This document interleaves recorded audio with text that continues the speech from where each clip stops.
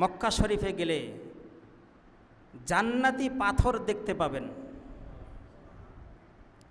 ইবনে আব্বাস রাদিয়াল্লাহু আনহু বলেন, রাসূল সাল্লাল্লাহু আলাইহি ওয়াসাল্লাম বলেছেন, নাজালা হাজরে আসওয়াদ মিন আল জান্নাহ, হাজরে আসওয়াদ জান্নাত থেকে অবতীর্ণ একটি পাথর।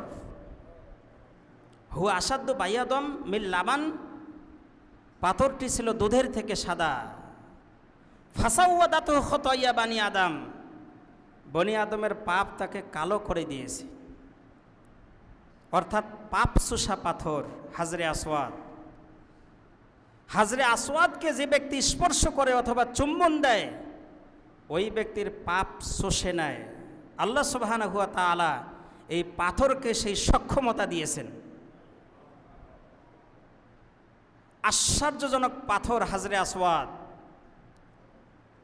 ইবনে আব্বাস রাদিয়াল্লাহু আনহু বলেন, নবীজি বলেছেন, ফিল হাজারি ওয়াল্লাহি লা ইয়াবআসান্নাহুল্লাহু ইয়াউমাল কিয়ামা, হাজরে আসওয়াদকে আল্লাহ সুবহানাহু ওয়া তাআলা কিয়ামতের মাঠে উপস্থিত করবেন।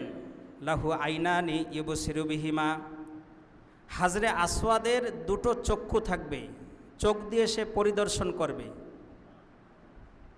ওয়া লিসানুন ইয়ানতিকু বিহি,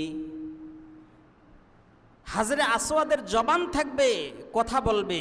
ইয়াশহাদু আলা মান আসতালামাহু বিহাক্কি, যে ব্যক্তি হাজরে আসওয়াদকে স্পর্শ করবে অথবা চুম্বন করবে, হাজরে আসওয়াদ কিয়ামতের মাঠে আল্লাহর দরবারে ওই ব্যক্তির জন্য সাক্ষ্য প্রদান করবে।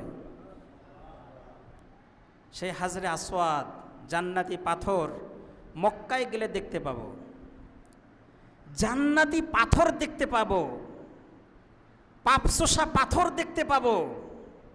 এর থেকে জীবনে আর কি পাওয়া হতে পারে?